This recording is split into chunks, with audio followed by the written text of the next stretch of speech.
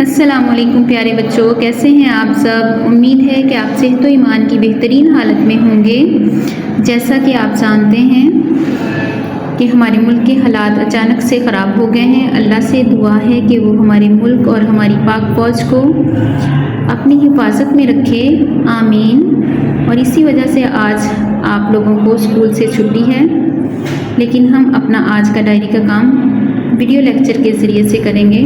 तो चलें अपनी उर्दू की किताब खोल लें, हम अपना काम शुरू करते हैं। सफ़ा नंबर 29, सबक नंबर 6, क्यों ज़रूरी है। जी तो आज का हमारा SLO देखें।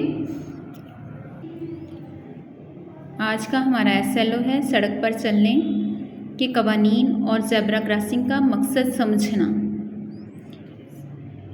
सड़क पर चलना, ज़ेब्रा क्रॉसिंग का मकसद पैदल चलने वालों के लिए बनाई जाती है ताकि पैदल चलने वाले हादसा से बच सकें।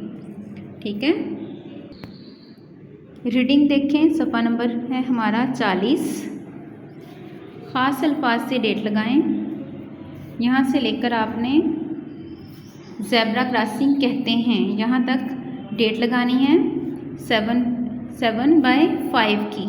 ठीक है, यहाँ से लेकर ज़ेब्रा क्रॉसिंग कहते हैं यहाँ तक की डेट लगाएं और ख़ास अल्फाज के मानी जो हैं वो लिखें। सड़क, रास्ता, चौक, चौराहा, इशारे, तवज्जो दिलाना, इदारे, मरकज़, नाफिज, अमल दराम करना, अदालतें, इंसाफ फराहम करने वाला इदारा, इंतज़ामिया, देखभाल करने वाला इदारा, अमन व अमान, पुरसकून। तो ये इनके मानी आपने अच्छे से याद करने हैं और इस रीडिंग को जो है वो अच्छे से याद करना है। ठीक है, आगे सफ़ा नंबर 43, सवाल नंबर 4 देखें।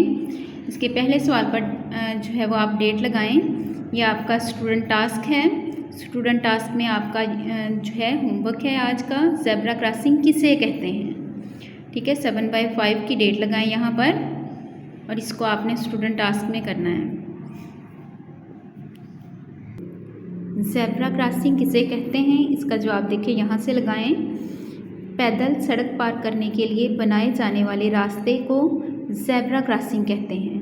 यहाँ तक आपने उसका जवाब जो है वो लगा लेना है, इसको याद करना है। सवाल नंबर 5 पर डेट लगाएं 7/5 की। आपस में बातचीत करें और बताएं कि आपकी जमात या स्कूल में तलबा और तालबात के लिए कौन से कानून बनाए गए हैं, उन पर अमल करना क्यों ज़रूरी है।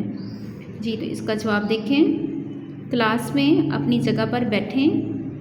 जब उस्ताद सबक पढ़ाना शुरू करे तो तवज्जो से सुने। बग़ैर इजाज़त कमरे जमात को ना छोड़ें। छुट्टी के वक्त क्लासरूम से किताब बनाकर जाएं। ठीक है, तो ये आपने इसके कवानीन जो है वो याद करने हैं। आगे देखें, सफ़ा नंबर 44, कवायद सीखें। जी तो कवायद सीखें में फ़ेल हाल के बारे में हम पढ़ेंगे। दिए हुए जुमले गौर से पढ़ें। तोता चूरी खाता है, नवीद साइकिल चलाता है। ऊपर दिए हुए जुमलों में ख़त कुशीदा अल्फाज खाता है, चलाता है, किसी काम फ़ेल के करने या होने को ज़ाहिर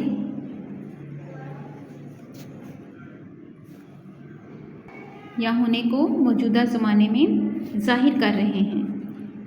ऐसे फ़ेल हाल कहलाते हैं, यानी फ़ेल हाल जो मौजूदा ज़माना है जो अब हम काम कर रहे हैं। ठीक है, तो सवाल नंबर 7 देखें। सवाल नंबर 7 आपका होमवर्क में भी है, तो इस पर आपने होमवर्क की डेट लगानी है 7/5 की। और बच्चों काम आपने जब होमवर्क का करना है तो जैसे हम हमेशा क्लास में SLO लिखते हैं सबसे पहले, तो आपने काम करने से पहले SLO लिखना है, उसके बाद जो है वो काम करना है। तो सवाल देखिए, दिए हुए जुमलों में से फ़ेल हाल के जुमलों के सामने टिक का निशान लगाएं। सबसे पहले देखिए बच्चा रोता है जी, तो ये फ़ेल हाल का जुमला है, इस पर टिक का निशान लगा दें। आगे देखें, सना सबक सुनाएगी जी, तो ये हमारा फ़ेल हाल का जुमला नहीं है, तो यहाँ हमने कुछ भी नहीं करना। आगे देखिए, चिड़िया चूं चूं करती है जी, तो ये भी हमारा फ़ेल हाल का जुमला है, मौजूदा ज़माने का जुमला है, इस पर भी आपने टिक का निशान लगाना है। सना ने दवा पी ली थी जी, तो ये भी हमारा जो है वो फ़ेल हाल का जुमला नहीं है, इस पर भी आपने कुछ नहीं करना।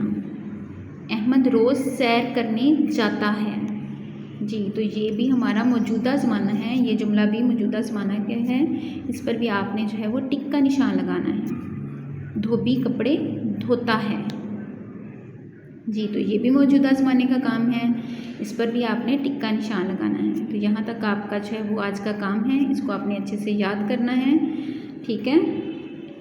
दुआओं में याद रखें। फ़ी अमानिल्लाह।